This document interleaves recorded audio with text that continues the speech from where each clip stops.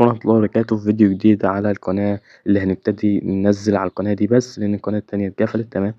النهاردة هننشأ تطبيق إسلامي وأول فيديو من إنشاء التطبيقات هتلاقي في قائمة التشغيل.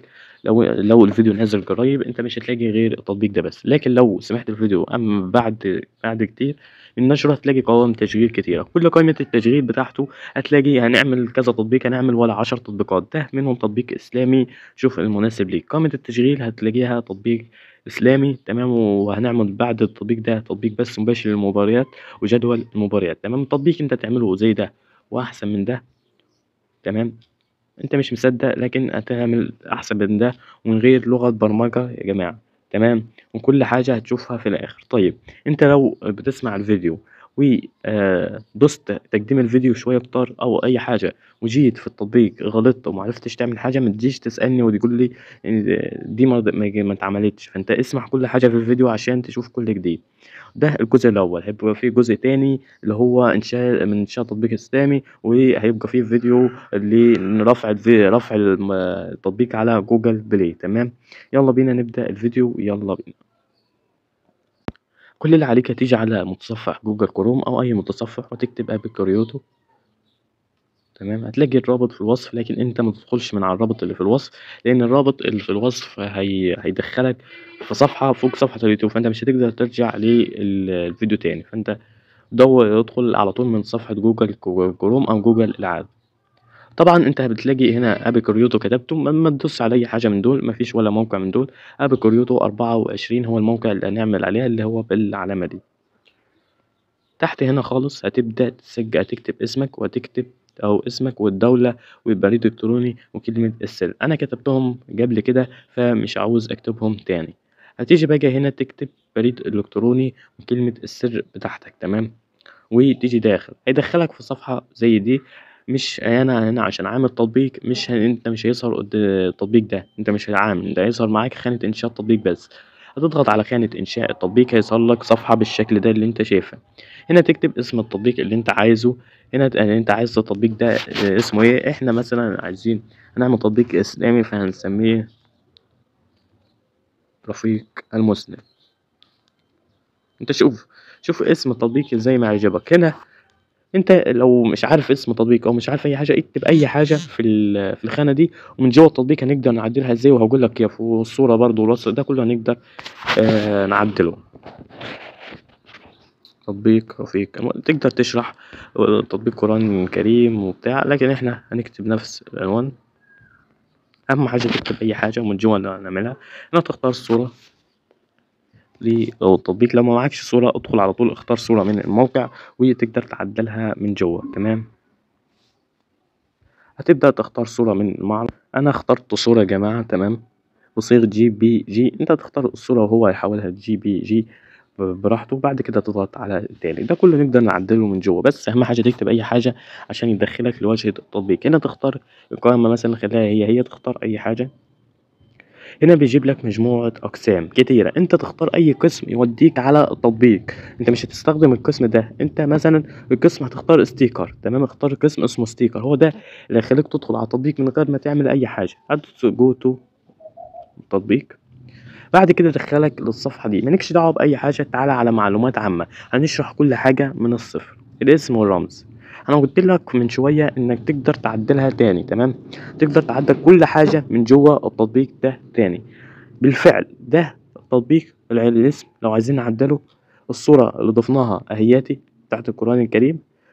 اسم الحزمة ما تغيرهاش ولا اسم الإصدار ما تغيروش. يكون التطبيق هنا تقدر تختار من المعرض. رمز التنبيهات عايز تسيبه زي ما هو، عايز تختار من المعرض ده براحتك. أنا مقسمه مثلا زي ما هو. هنا بقى خلينا الحاجات دي. مطلوب لموقع المستخدم إذن الموقع المستخدم، يعني المستخدم بتاع التطبيق بتاعك أول ما هيفتح التطبيق أو لأول مرة خالص هيقول له مثلا السماح بالوصول إلى الموقع. أنت ما تخليهاش لأن أنت مش هتحتاج موقعه في حاجة. وده يعني بيخلي المستخدم يعني بيشك عايز موقع فيه والحاجات دي كلها. ما أنت خليها نعم زي ما هي. طيب النعم هي لا واللا هي نعم. بص لو حولناها بالإنجليزي نو اللي هي نعم. تمام. اللي احنا معلمين عليها. اما يس هي يعني لا. تمام. هي بالعكس. فانت لو عايز بالعربي ماشي، لو عايز بالانجليزي ماشي. تضمن إذن الوصول للكاميرا، يعني أنت عايز كاميرا، ده لو أنت عايز تعمل تطبيق بتاع يوركود تمام، اللي هو يمسح اليوركود الوصول ما لكش دعوة بأي حاجة. طيب معرف التطبيق الإعلانات ده هنضيفه بعدين في فيديو جديد، اللي هو إضافة الإعلانات على التطبيق ده بعد ما تخلص التطبيق، يعني مش هتضيفه دلوقتي. بعد كده آخر حاجة عند حفظ إنشاء التطبيق، ودي أهم حاجة في الصفحة دي. أنت APK، هل أنت عايز التطبيق ده يبقى APK بس، يعني يتحمل من جوجل بس؟ لأ، أنت عايز تنزّله على جوجل بلاي عشان تاخد فلوس، تمام، أنت تقدر تاخد فلوس من غير ما تنزّله على جوجل بلاي بالإعلانات.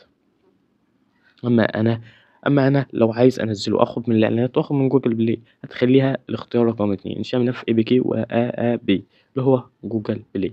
هتدوس على كلمة يحفظ هيظهر لك الرسالة دي، هتدوس على نعم. حفظ المعلومات اللي إحنا دخلناها. نيجي على تاني خانة هي عام.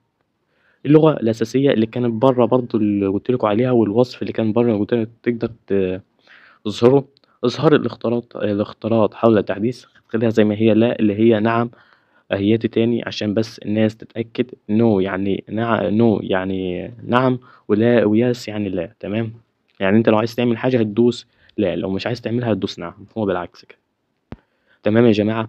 تعالَ بقى اطلب تأكيد الخروج، دي هتخلّيها نعم زي ما هي.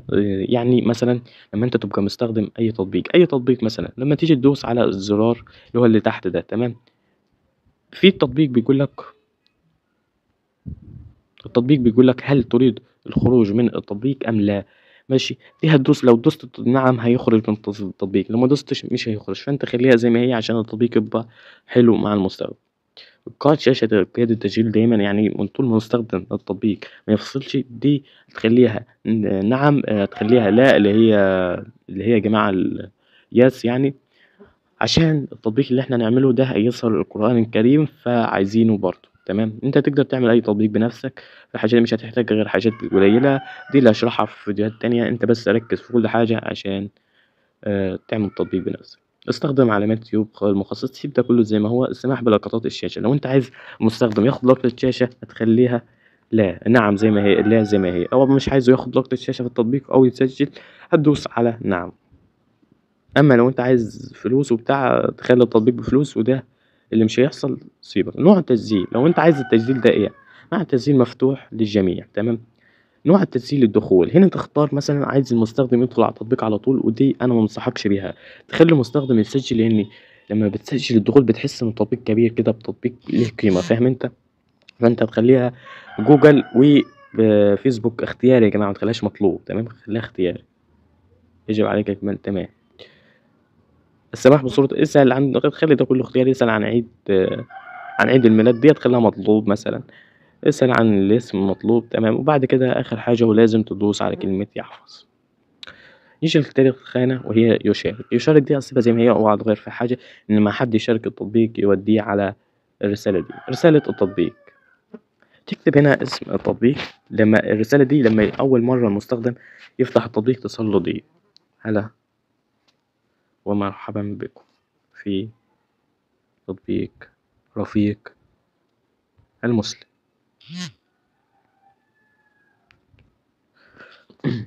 أنت تكتب على حسب اختيارك أنت. بعد كده هتخلّي الإعدادات دي زي ما هي، ولازم تدوس على كلمة يحفظ. آخر حاجة قيّم التطبيق، هتخلّيها زي ما هي وتدوس يحفظ. أمّا نيجي للتصميم، الألوان، ألوان التطبيق وهاوريها لك بعد شوية. أيقونة الأقسام الأخرى هتخلّيها زي ما هي. الخط هتخلّيه زي ما هي برضه زي ما هو. أصوات الدردشة على حسب صوت الدردشة اللي أنت عايزها تخلّيها زي ما هي برضه. نوع القائمة، وركز معايا في نوع القائمة. نوع القائمة ده القائمة العلوية فقط، يعني اختار من أول قائمة. أما قائمة منزلقة وهي دي اللي هنستخدمها، أما قائمة الجدول ودي مش عايزينها، إحنا عايزين قائمة منزلقة. القائمة المنزلقة الخلفية، هنا تقدر تختار ملف، أما أنا مش عايز خلفية. القائمة السفلية، القائمة اللي هتبقى تحت خالص ما عايزينهاش. الرمز الرئيسي للتطبيق، خليه صورة التطبيق زي ما هي. رمز الشريط العلوي، دي يا جماعة اللي هيبقى في أول حاجة. بص يا جماعة، التطبيق اللي احنا عاملينه اللي هو الحاجات اللي هتبقى فوق من هنا دي، 3 حاجات اللي أنا حاططهم دول، تمام. 3 حاجات دول أنت خليهم مثلا 3 حاجات زي اللي أنا حاططهم. هتخليها تمشي كده عشان تروح هناك. خليها خانة بحث، خليها تحميل الصورة تحميل الصورة بخليهم زي ما هما. نيجي خانة الأقسام دي وخليها زي ما هي برضو. الأقسام دي ما تلعبش فيها خالص وتدوس إنشاء قسم، عشان دي هتحتاج شوية حاجات. دي خليها لآخر حاجة. مكاتب، ادخل على كلمة مكاتب، مكتب خيارات، ده كله خليه زي ما هو يا جماعة. اسأل عن الاسم خليناها مطلوب من هناك برضو. اسأل عن البريد الإلكتروني، متخليهاش مطلوب، خليها اختياري. اسأل عن رقم الهاتف، لا تسأل عن، لو عايز يخليه يسأل يسأل.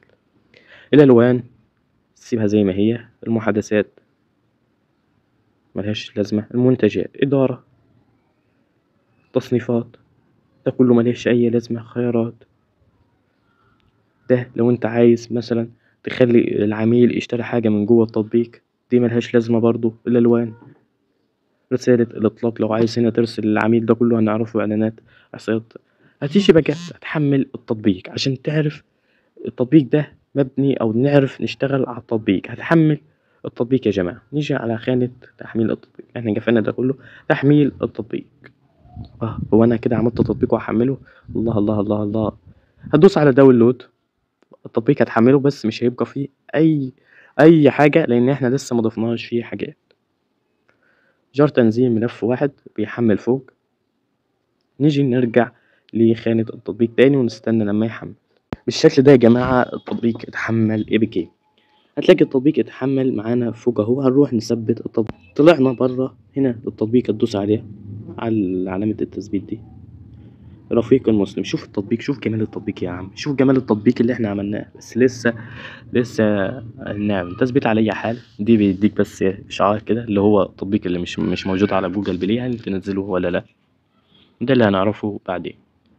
هندوس على فتح التطبيق، هيفتح معانا التطبيق اهو. هو انا عملت تطبيق لسه لا يوجد قسم. اول ما تفتح التطبيق لان لسه ما عملناش، شفت خانة الاقسام اللي انا كنت بقول عليها هي اللي هتبقى بتاعه التطبيق، اما احنا عملنا بس الاعدادات العامة. هندوس خروج من التطبيق. تعالى نرجع الى الاقسام والتطبيق تاني. الاقسام دي احنا النهارده مش هنعمل كل الاقسام في الفيديو ده، احنا هيبقى في فيديو تاني اللي هو يعني احنا هنضيف بعض الحاجات، والبعض الحاجات في فيديو تاني كلها كام ساعة، وهينزل فيديو تاني في قائمة التشغيل عشان محدش يقعد يدور. تمام. ومفيش فيديوهات كتيرة على القناة. اشترك في القناة عشان أول ما ننزل أي حاجة جديدة بخصوص إعلانات تطبيقات تانية ويوصل لك. وحاجة تانية برضو، أعلى تطبيق هيجيب الناس تطلبه هنعمله مع بعض. والفيديو والتطبيق الجاي اللي هنعمله هو تطبيق بس مباشر للمباريات. أما لو مش حدش عايزه وطلبته تطبيق تاني عادي برضه خالص. هنضغط على قسم الإنشاء، ظهر لنا أبا. هي دي كلها أقسام يا معلم. تعال أقول لك ده كل قسم في حدته إيه في الأول، قبل ما إحنا أقول لك إحنا محتاجين إيه، محتاجين أقسام فيها ومحتاجين الأقسام دي كلها ليه. بص، الأقسام دي كلها في كل قسم ليه حاجة، أو كل قسم ليه يعني إيه ليه حاجة خاصة بيه. فأنت ما تبص على أي قسم ده عشان تضيف أي حاجة، لا. كل قسم HTML دي لازم يبقى معاك أكواد برمجة. ويب لازم يبقى معاك رابط مدونة أو رابط في يوتيوب. ده كله في فيديو، إذا أنت هتضيف فيديو. أما سكول فيديو أنت تجيب فيديوهات تشكيل فيديوهات مع بعض. إحنا هنختار كيرديس اللي هي دي. ظهر قدامنا الصفحة دي. عنوان القسم هتخليه اسمه الصفحة الرئيسية لأن احنا مضفناش أي قسم تاني. بعد كده هتدوس انقر للتوسيع. الظهر في القائمة ماشي تمام عادي خالص. يطلب مشاهدة الفيديو للوصول، يعني لازم الواحد يشاهد فيديو احنا اصلا مضفناش اعلانات فيه عشان يشاهد اعلان الى يوصل للتطبيق. يعني تقدر تختار ملف. انا مش عايز ده كله، مش عايز اي حاجة من ده. احنا بس عايزين الكلمة دي اللي انا مش عايز اقولها. تمام. هنا ظهر لنا اول ما دوسنا على الكلمه دي 2، دي بتاعت الاعلانات مالكش دعوه بيها، ودي اللي البطاقه دي اللي احنا هنعملها. بعد ما ضغطنا على البطاقه دي مش هنطلع بطاقه، لا احنا نعمل قسم. بعد كده هتدوس على اول حاجه لائحه بطاقه، لان احنا شوف كلمه بطاقه فوق، انت مش هتخليها لائحه يعني لون الخلفيه بشكل افتراضي يوصل هنا. دي لما نعمل اقسام تاني هوريك نعملها كيف. بعد كده اختيار ملف، هو ده كل اللي عايزينه من الحاجات دي. هتروح على الملفات وتختار الصورة اللي انت مجهزها. طيب الصور اللي هنحتاجها هبينها لك دلوقتي. الصور اللي هنحتاجها يا جماعة اللي ظاهرة قدام حضراتكم دي الصورة هنحتاجها، دي الصورة التطبيق اللي أنا كنت عامله دكها. بعد كده ده كله في فيديو تاني برضه أعلمك إزاي تعمل الصور دي، الصور دي مفيش أسهل منها. فيديو تاني إن شاء الله أعلمك تعمل الصور دي بكل سهولة، أنت لو بتعرف في ناس بتعرف. اعمل وهتضيف زي ده كله بتاع. احنا عايزين هنا حاجة واحدة اللي احنا أول التطبيق، بداية التطبيق. هلا ومرحبا بكم اللي هي الصورة دي بداية التطبيق يا جماعة. وصف إن أنت لو عايز تكتب حاجة تحتيها احنا كاتبين جوه الصورة، تمام يا جماعة. بس احنا مش عايزين أي حاجة من دول تاني. هتدوس على كلمة يحفظ، هيتم حفظ القسم معاك. بعد كده ترجع للخلف هتلاقي الصورة اتضافت. تعال نروح للتطبيق. التطبيق يا جماعة في بداية فتحه بيفتح معايا اهوتي. طبعا ظهر صورة التطبيق القرآن الكريم. هنا الرسالة اللي كنت بقولها لك اللي هو اللي هيبدأ بيها رفيق، وهنا تكتب أنا كاتب رفيق، نسيت أكتب كلمة المسلم. هلا ومرحبا بكم في تطبيق رفيق المسلم. هنا مثلا لو العميل مش عايز يشوف الرسالة دي هيفعل القسم ده وبعد كده يبدأ. من فضلك اكمل ملفك الشخصي. تمام. هنا دي سياسة الخصوصية، بقول لك لازم تسجل، خليه يسجل الدخول عشان التطبيق يبقى ليه منظر، يبقى ليه حاجة حلوة يا جماعة. عبد الله حشمت، الحالة تكتب أي حاجة، تاريخ الميلاد 2007 مثلا، جنس ذكر. بس لو مش عايز تضيف، لو مش عايز تضيف العميل ما ضيف. بس أنا خليتها لك عملت كده ليه؟ هنا عشان حاجة حلوة يعني. شوف الصورة اللي ضفناها اللي قلت لك هلا ومرحبا بكم في تطبيق جميع المسلمين. تطبيق جميع المسلمين ده اللي انا وريته لكم في اول فيديو مش رفيق المسلم، لكن انا الصورة كنت عاملها عليه عشان كنت بعمل التطبيق وكنت بجرب على تطبيق جميع المسلمين، فانا مش هعمل صورة تانية، فانا ضفت دي على طول. هنا دي القائمة اللي احنا هنضيف الصورة من فوق عشان يبقى ليها يعني تبقى حلوة. هنا صورة التطبيق تمام. تعالى بقى نشوف باقي الصور وباقي الاقسام. هتدوس على الكلمة اللي مش عايز اقولها دي، لأن الخالق هو الله. تمام. بعد كده هنعمل نفس اللي عملناه، نخليها بطاقة اختيار ملف. طب هل كله كده؟ لا يا جماعة، مش كل حاجة كده، مش كل حاجة كده. ندوس على اختيار ملف، تبدأ تروح تختار ملف. يبقى يا جماعة لو حاجة وقفت، لو حد معرفش يعمل حاجة معينة يكتب في الكومنتات. هنا ليلة مباركة اللي احنا نضيف مصحف الشريف، صورة المصحف الشريف. تمام. اتضافت معانا. هتروح هتدوس على كلمة يحفظ. تعال نروح على التطبيق نشوف ايه هي دي. اهو يا جماعة في ليلة مباركة من لياليه نزل القرآن الكريم لأول مرة، مصحف الشريف. الصورة دي اللي احنا هنضيف تحتيها الصور زي ما انا وريتها. تعالى اوريها لك في التطبيق. طبعا التطبيق اللي احنا نعمله هيبقى زي ده واحسن من ده يا جماعة، لكن بس انا بوريك الصورة دي نفس اللي ضفناها هناك، والصورة دي نفس اللي ضفناها هناك. تحت الصورة بقى شوف هنا لو دوست مش هيحصل اي حاجة. تمام. مش هيحصل اي حاجة على الصورة اللي فوق. تمام. لو دوست على مشار العاصفي هنا بيظهر بعض الصور اللي انا ما ضفتش الصور كلها لسه. بيظهر بعض الصور يا جماعة اللي انت هتضيفها. تمام. ماهرة. شوف هنا الصورة دي اللي هيبقى تحتيها. هنا انا ضايف القرآن كله كامل مرة واحدة. وهنا الشيخ عبد الباسط عبد الصمد والشيخ عبد الرحمن السديس. تمام. دول يا جماعة اللي هي تحتيه. بعد كده احنا هنضيف صور الشيوخ دياتي. بعد كده هنضيف اذكار الصباح والمساء. طيب الفيديو ده تمام، الفيديو ده عشان ما يطولش قوي، عشان ما يبقاش طويل قوي، فانا الفيديو طول يا جماعة، الفيديو جاب 22 دقيقة اهوت. فانا هخلي باقي الاقسام وباقي حاجه احنا لسه هنعدل عليها ونضيف حاجات تانية ونضيف اقسام فيه. احنا لسه هنعدل عليها يا جماعه ولسه هنضيف حاجات جديده مش هتعرف تعملها انت لاول مره. فانتظروا فيديوهات قادمه. اشتركوا في القناه عشان تشوفوا كل جديد. انتظروا فيديو تاني من انشاء التطبيقات، وانتظروا فيديو عمل الصور ده قريب جدا، وينتظروا كل حاجه جديده باذن الله.